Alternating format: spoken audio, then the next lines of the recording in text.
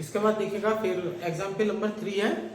Example number 3 में थोड़ा सा आप ये ध्यान दीजिएगा, जो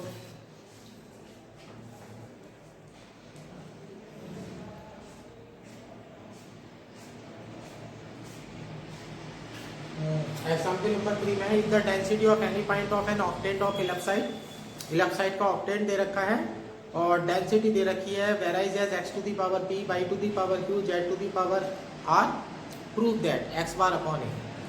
जो डेंसिटी रो है वो कांस्टेंट नहीं होगी, रो की वैल्यू भी रखी जाएगी और 3 वैल्यू होती है x बार, y बार, z बार, तो उसमें से तीनों में से कोई सी वैल्यू नहीं पूछ रहा है, सिर्फ एक ही इंडिकेशन पूछ रहा है x बार वाला, ठीक है ना, वो आपका सिंपली हो जाएगा। एग्जाम्पल नंबर 3 होमवर्क है। एग्जाम्पल नंबर 4 आप नहीं करेंगे, एग्जाम्पल नंबर 5 नहीं करेंगे, एग्जाम्पल नंबर 6 थोड़ा सा डिफरेंट क्वेश्चन है, वो इसलिए मैं इसे बता देता हूँ।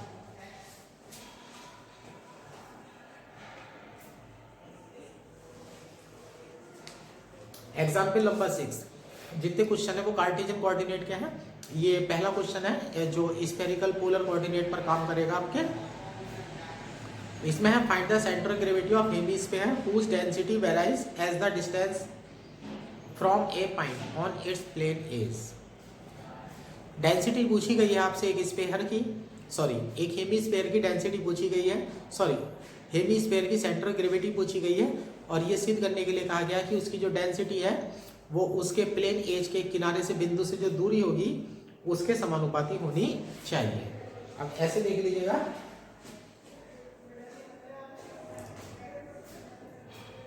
Origin X axis, Y axis, Z axis, ये हमारा प्लेन बेस हो गया, ये हमारा हेमिस्फीयर हो गया। बीएससी पार्ट में भी जो है स्फेरिकल पोलर कोऑर्डिनेट सिखाए जाते हैं, यहाँ पर मुझे उस चीज का जो है यूज करना पड़ेगा। ये मेरा स्फेरिकल हेमिस्फीयर है। किसी भी पॉइंट पर जो डेंसिटी लेने के लिए कहा जाएगा, वो डेंसिटी लेने के लिए कहा जाएगा तो उसने कहा था कि प्लेन ए से जो उस बिंदु की दूरी होगी उसके समानुपाती होगी। अब ये ओ बिंदु देखिएगा मेरा प्लेन एज का किनारा है, तो डेंसिटी जब मैं लेने जाऊंगा तो मैं ओ से दूरी नापूंगा जो मेरी आर का काम करेगी। ऐसा मान लीजिएगा,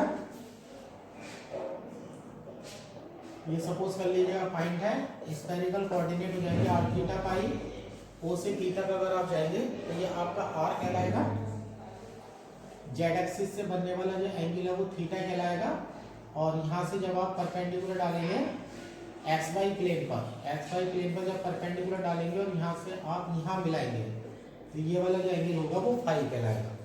इस तरह से आपके जो है स्फेरिकल पोलर कोऑर्डिनेट तीनों तैयार होते हैं, आर तैयार होता है, थीटा तैयार होता है और फाई तैयार होता है। अब कोऑर्डिनेट अगर यहाँ से देखूं मैं, let A be the radius of hemisphere, A be the radius of hemisphere है ना। अब यहाँ से देखिएगा, अब स्फीयर या ए स्फीयर की जो इक्वेशन होती है वो कार्टेशियन में तो हमें पता है, लेकिन स्फेरिकल पोलर में हम उसे जनरेट करने जा रहे हैं। अब यहाँ से देखिएगा रेडियस अगर ए है तो ये देखिएगा इसका जो सेंटर है वो एक्स एक्सिस पर पड़ेगा, तो इसके सेंटर के कोऑर्डिनेट हो जाएंगे a, 0, 0 और रेडियस ए हो जाएगी, तो ये हो जाएगा Cartesian equation, Cartesian equation of hemisphere, Cartesian equation of hemisphere. ये हो जाएगा x माइनस ए का होल स्क्वायर प्लस ये y माइनस 0 का whole square plus z minus 0 का whole square equal to A square. यहाँ से ये वैल्यू हो जाएगी, जब आप इसे स्क्वायर को खोल देंगे तो ए स्क्वायर से ए स्क्वायर तो कट जाएगा, ये आपका बनेगा X square plus Y square plus Z square equal to 2ax। ये आपकी वैल्यू बन जाएगी, है ना। अब यहाँ पर पोलर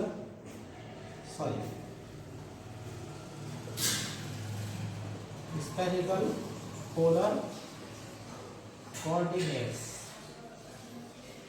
आर, यहाँ स्फेरिकल पोलर कोऑर्डिनेट्स में लिख रहा हूँ x equal to R sine theta cos phi, y equal to R sine theta sine phi और z equal to R cos theta.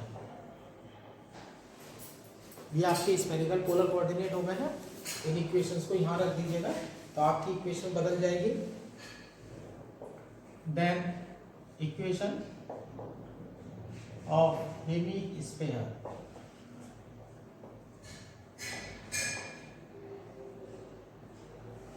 Becomes, equation of hemisphere becomes, ये आ जाएगा आपका r is equal to 2a sin theta cos phi. s की value रख देंगे, y की value रख देंगे, z की वैल्यू रख देंगे और सॉल्व करके हमारी इक्वेशन आ जाएगी स्फीयर की। अब जैसे यहाँ पर 3 इंटीग्रेशन की लिमिट चल रही है, तो पहले इंटीग्रेशन की लिमिट, दूसरे इंटीग्रेशन की लिमिट जो है वो तो इक्वेशन से निकालनी पड़ेगी, फिर बाकी डायग्राम से निकालनी पड़ेगी। तो जब ये r की लिमिट लेने जाओगे ना तो 0 से ये वाली चलेगी 2a sin theta cos phi वाली, फिर थीटा फाई की लिमिट आएगी वो डायग्राम से आ जाएगी। अब डेंसिटी देख लीजिएगा, density at p, density at p रो समानुपाती r के है। यहाँ पर स्मॉल एलिमेंट्री वॉल्यूम ले लेते हैं, स्मॉल एलिमेंट्री वॉल्यूम। जब हम एक्स वाई जेड में होते हैं ना तो वो तो होता है dx होता है, dy होता है और d थीटा होता है, सॉरी dx dy dz होता है। तो यानी कि जो वैसे तो होता है dx dy इंटू dz, अब dx की वैल्यू तो dr में चेंज हो जाती है, dy की वैल्यू r d थीटा पे चेंज होती है और dz की value r sin theta d phi पे चेंज होती है। ये कन्वर्जन है dx dy dz का। तो यहाँ से हो जाएगा आर स्क्वायर हो जाएगा, साइन थीटा हो जाएगा, डी आर हो जाएगा, डी थीटा हो जाएगा और डी फाई हो जाएगा। यहाँ पर 3 इंटीग्रेशन की लिमिट हो जाएगी। अब मास ले लीजिएगा, mass delta m is equal to rho into volume हो जाएगा। तो ये हो जाएगा के आर क्यूब हो जाएगा, sign theta d r d theta और डी फाई। अब सेंटर ऑफ ग्रेविटी की कोऑर्डिनेट लेने चलते हैं। r की लिमिट तो यहाँ देख लीजिएगा, इक्वेशन ये है। अब r की लिमिट लेने चलते हैं। सबसे पहले इंटीग्रेशन हम r में करेंगे, फिर थीटा में करेंगे, फिर फाई में करेंगे। द लिमिट्स r, यहाँ लिख देता हूँ द लिमिट्स r की लिमिट हो जाएगी 0 टू, इक्वेशन से उठा लीजिएगा 2a sin theta cos phi, r की लिमिट हो जाएगी। अब थीटा की लिमिट लेने चलते हैं। Theta is equal to, diagram देखेगा आपका जो हेमिस्फीयर है ना, हेमिस्फीयर एक्स वाई प्लेन के ऊपर है।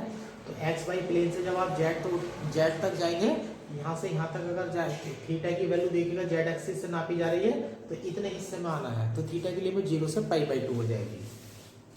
थीटा की लिमिट चलेगी 0 से π/2।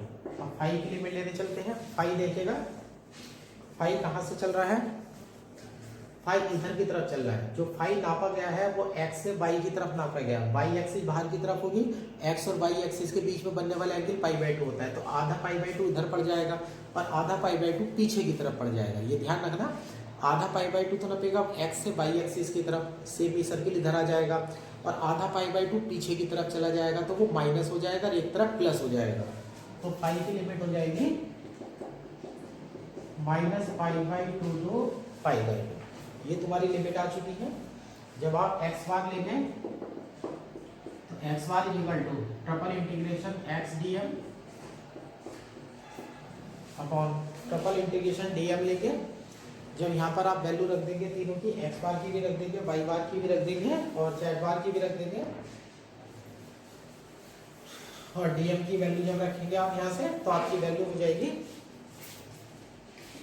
X bar is equal to, अब ये जो एक्स की वैल्यू यहाँ से लाइएगा पोलर कोऑर्डिनेट से, ये ट्रिपल इंटीग्रेशन हो जाएगा, आर हो जाएगा, साइन थीटा हो जाएगा, कॉस फाई हो जाएगा और डी एम की वैल्यू आपकी ये पड़ी हुई है कि आर क्यूब हो जाएगा, साइन थीटा हो जाएगा, डी थीटा हो जाएगा, डी फाई डी आर हो जाएगा, d r d theta d phi upon triple integration ये r cube sine theta d r d theta d phi.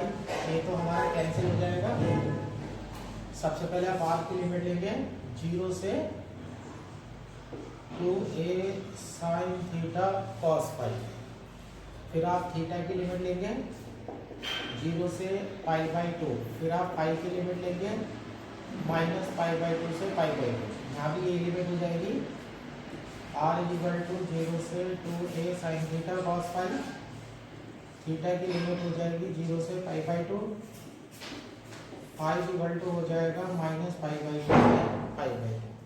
यहाँ से आप वैल्यू हो जाएगी। अब देखिएगा r की लिमिट जो है वेरिएबल है, सबसे पहले इंटीग्रेशन आप r में करेंगे। पहला इंटीग्रेशन आप r में करिएगा, ऊपर देखिएगा r की पावर 4 है तो ये r की पावर 5/5 हो जाएगा, यानी कि फाई = हो जाएगा -π/2 से π/2, थीटा = हो जाएगा 0 से π/2, r की पावर 5/5 और r की लिमिट हो जाएगी 0 से 2a sin theta cos phi. और अभी आपके पास बचेगा यहाँ पर sin स्क्वायर थीटा बचा हुआ है, sin स्क्वायर थीटा बचा हुआ है, cos फाई बचा हुआ है, d थीटा बचा हुआ है और d फाई बचा हुआ है। यहाँ फाई = हो जाएगा -π/2 से π/2, थीटा = 0 से π/2, नीचे r की घात 3 है तो r की पावर 4/4 हो जाएगा, r की पावर 4/4, r = 0 से 2a sin theta cos phi. और अभी नीचे बचा हुआ है sin थीटा बचा हुआ है और d थीटा बचा हुआ है और d फाई बचा हुआ है। जब इंटीग्रेशन करेंगे तो 4/5 हो जाएगा, एक तो नंबर में 4/5 आ जाएगा, ऊपर 2a की घात 5 आएगी और नीचे 2a की घात 4 आएगी तो ऊपर का 2a बचेगा, तो ये हो जाएगा 8a। न्यूमेरिकल वैल्यू जो है वो 8a/5 हो जाएगी, है ना। जो न्यूमेरिकल वैल्यू है वो 8a/5 हो जाएगी। अब देखिएगा थीटा की लिमिट जो है वो भी कांस्टेंट है, फाई की लिमिट जो है वो भी कांस्टेंट है। जब दोनों लिमिट कांस्टेंट होती है और थीटा और फाई दोनों फंक्शन मल्टीप्लाई में पड़े हैं तो आप दोनों इंटीग्रेशन को अलग अलग कर लीजिएगा, यानी कि 8a/5 हो जाएगा। ऊपर फाई = -π/2 से π/2 हो जाएगा, फाई = -π/2 से π/2 हो जाएगा। और देखिएगा cos फाई की पावर 5 यहाँ से आएंगी, 1 यहाँ से आएंगी, तो ये हो जाएगा cos की पावर 6 फाई और d फाई हो जाएगा। दूसरे ब्रैकेट में डाल दीजिएगा, थीटा = 0 से π/2 डाल दीजिएगा। अब साइन थीटा की पावर 5 आएंगी और 2 वहाँ से हैं तो ये हो जाएंगी साइन थीटा की पावर 7 d थीटा। ऐसे नीचे देख लीजिएगा, फाई = -π/2 से π/2 हो जाएगा। अब यहाँ cos फाई की पावर 4 आ जाएंगी आपके पास, cos की पावर 4 फाई d फाई हो जाएगा और थीटा की लिमिट में हो जाएगा 0 से π/2 हो जाएगा। अब यहाँ पे साइन थीटा की पावर 4 और 1 वहाँ से आएगी तो साइन थीटा की पावर 5 हो जाएगी, साइन थीटा की पावर 5 और d थीटा। बारी बारी से इंटीग्रेशन ना करके दोनों टर्म मल्टीप्लाई में पड़ी है तो दोनों का इंटीग्रेशन अलग अलग कर दीजिएगा, क्योंकि दोनों की लिमिट जो है वो कांस्टेंट है। वेरिएबल होने पर ऐसा नहीं होता है। अब यहाँ देखिएगा cos है, cos पर माइनस का कोई फर्क नहीं पड़ता है, लिमिट -π/2 से π/2 है तो प्रॉपर्टी लगेगी तो यहाँ 0 आ जाएगा, 2 बाहर आ जाएगा, यहाँ भी 0 बाहर आ जाएगा और 0 आ जाएगा, 2 बाहर हो जाएगा, 2 से 2 कैंसिल हो जाएगा। एक गामा फंक्शन यहाँ लगाइएगा, एक गामा फंक्शन यहाँ लगाइएगा, एक गामा फंक्शन यहाँ लगाइएगा, एक गामा फंक्शन यहाँ लगाइएगा और गामा फंक्शन लगा करके आप एक्स बार की वैल्यू प्राप्त कर लीजिएगा। ऐसी एक्स बार हो जाएगा, है ना, एक्स बार। दूसरा एक यहाँ से आप छोड़ सकते हैं, बाई सिमेट्री लगा सकते हैं, बाई सिमेट्री, वाई बार = 0। ध्यान से जरा हेमिस्फीयर का डायग्राम देखिएगा, ये एक्स जेड प्लेन है तो आधा स्फीयर तो वाई की पॉजिटिव डायरेक्शन में है और आधा स्फीयर वाई की निगेटिव डायरेक्शन में है, सही है। आधा स्फीयर आपका वाई की पॉजिटिव डायरेक्शन में और आधा स्फीयर जो है वाई की नेगेटिव डायरेक्शन में है। तो यानी कि एक्स जेड प्लेन जो पड़ेगा ना, एक्स जेड प्लेन ना हेमिस्फीयर के ठीक बीच में पड़ेगा, तो आधा तो बाहर पीछे की तरफ चला जाएगा और आधा अंदर की तरफ चला जाएगा। तो जो सेंटर ऑफ ग्रेविटी पड़ेगी वो एक्स जेड प्लेन में पड़ेगी और एक्स जेड प्लेन में वाई की वैल्यू 0 होती है। तो बाई सिमेट्री करेंगे तो वाई बार = 0 हो जाएगा। फिर जेड बार निकालेंगे, triple integration Z D M upon triple integration D M. और जिस तरह से एक्स बार का इंटीग्रेशन करा है ना, उसी तरह से जेड बार का इंटीग्रेशन कर देंगे, हमारा उत्तर तैयार हो जाएगा। उसके बाद एग्जाम्पल नंबर 7 नहीं करना है, एग्जाम्पल नंबर 8 नहीं करना है ना, और एक्सरसाइज 1G भी नहीं करेंगे। इसका मैं एक क्वेश्चन जो है वो बता देता हूँ।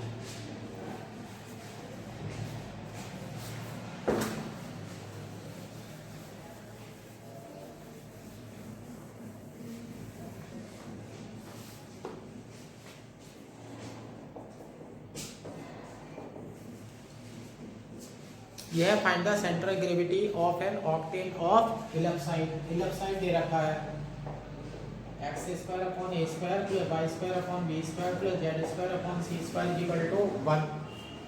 If the density varying as, density varying ये दे रखी है वो proportional to x cube Y square और जेड क्यूब, ये दे रखा है ये x square by x cube by square और जेड क्यूब। तो रो इक्वल टू ये आ जाएगा कि x cube by square Z cube, है ना। अब यहाँ पर एक चीज देखना, यहाँ पर ना अब ये है find the central gravity, density भी दे रखी है। अब की बात ना डेंसिटी कांस्टेंट नहीं है, तो आप इसे एग्जाम्पल नंबर 1 की तरह से करेंगे। डू एज एग्जाम्पल 1, ये वाली जो वैल्यू है उसे तो u मान लेंगे, ये वाली वैल्यू v मान लेंगे, और ये वाली जो वैल्यू है वो w मान लेंगे, है ना। तो जैसे हम x बार निकालेंगे तो x bar is equal to integration x dm upon integration dm हो जाएगा, है ना। तो ये ट्रिपल इंटीग्रेशन आएगा, ट्रिपल इंटीग्रेशन। अच्छा x तो अपनी जगह रहेगा, dm की वैल्यू में रो आएगा, k आ जाएगा, x क्यूब आ जाएगा, y क्यूब आ जाएगा, z क्यूब आ जाएगा, और यहाँ हो जाएगा dx dy dz हो जाएगा, है ना। और यहाँ ट्रिपल इंटीग्रेशन में k x cube y cube z cube, यहाँ dx dy dz हो जाएगा, k से k कैंसिल हो जाएगा। तो ट्रिपल इंटीग्रेशन x की पावर 4 हो जाएंगी, x की पावर 4 हो जाएंगी, y क्यूब हो जाएगा, z क्यूब हो जाएगा, dx dy dz हो जाएगा। ट्रिपल इंटीग्रेशन एक्स क्यूब हो जाएगा, यहाँ सॉरी वाई की घात 2 है, वाई स्क्वायर हो जाएगा, जेड क्यूब हो जाएगा, D X D Y D Z हो जाएगा, है ना। अब यहाँ से ना इनकी वैल्यू रखनी शुरू करेंगे।